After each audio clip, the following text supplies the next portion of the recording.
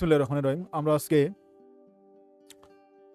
Present continuous টেন্সের subject হি, বিশেষ করে আমরা এই ক্লাসে আজকে আমরা শিখতে পারবো যে থার্ড পারসন সিঙ্গুলার নাম্বার যে ব্যবহারগুলো, এই ব্যবহারগুলো কিন্তু আমরা এই ক্লাসে খুবই সুন্দরভাবে আমরা শিখতে পারবো। তো এখানে প্রথমে সাবজেক্ট আছে হি এবং ভার্ব হচ্ছে শেভ। এই শেভ মানে দাড়ি কামানো। তো এটার অ্যাফার্মেটিভ সেন্টেন্সটা যদি আমরা যদি অ্যাসার্টিভ সেন্টেন্সটা লিখি তাহলে হবে he is shaving his beard. সে তার দাড়ি কামাচ্ছে। He is shaving his beard.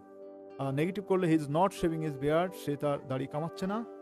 এটাকে যদি আমরা নেগেটিভ ইন্টারোগেটিভ করি তাহলে isn't he shaving his beard, সে কি দাড়ি কামাচ্ছে না।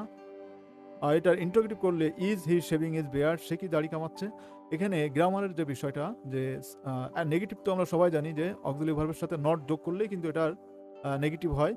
এবং নেগেটিভ ইন্টারোগেটিভ অর্থাৎ নেগেটিভ থেকে যখন আমরা নেগেটিভ ইন্টারোগেটিভ করবো কিভাবে সেটা, যেমন এই যে ইজ নটটা কিন্তু প্রথমে এনে দিলাম যে ইজেন্ট, এরপরে সাবজেক্ট, এরপরে মেইন ভার্বের সাথে আইএনজি, তাহলে isn't he shaving his beard, সে কি দাড়ি কামাচ্ছে না।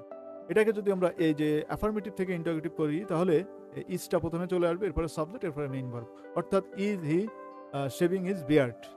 তো এখানে মেইন ভার্বের সাথে আইএনজি ব্যবহার হয়েছে, is he shaving his beard present continuous টেন্সে।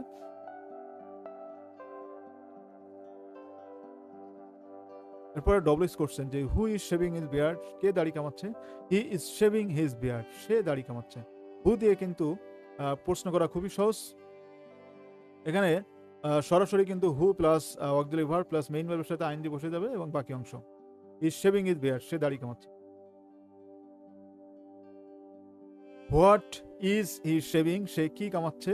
হি is shaving his facial hair, সে তার মুখের লোম কামাচ্ছে। ওকে, আমাদের পরবর্তী প্রশ্ন হোয়ার দিয়ে, হোয়ার ইজ হি শেভিং, সে কোথায় কামাচ্ছে। Is shaving in front of the mirror, সে আয়নার সামনে কামাচ্ছে।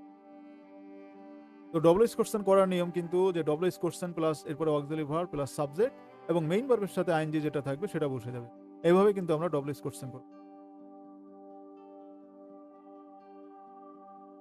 হোয়েন ইজ হি শেভিং, সে কখন কামাচ্ছে।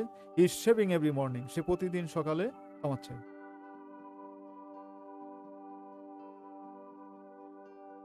হোয়াই ইজ হি শেভিং, সে কেন কামাচ্ছে।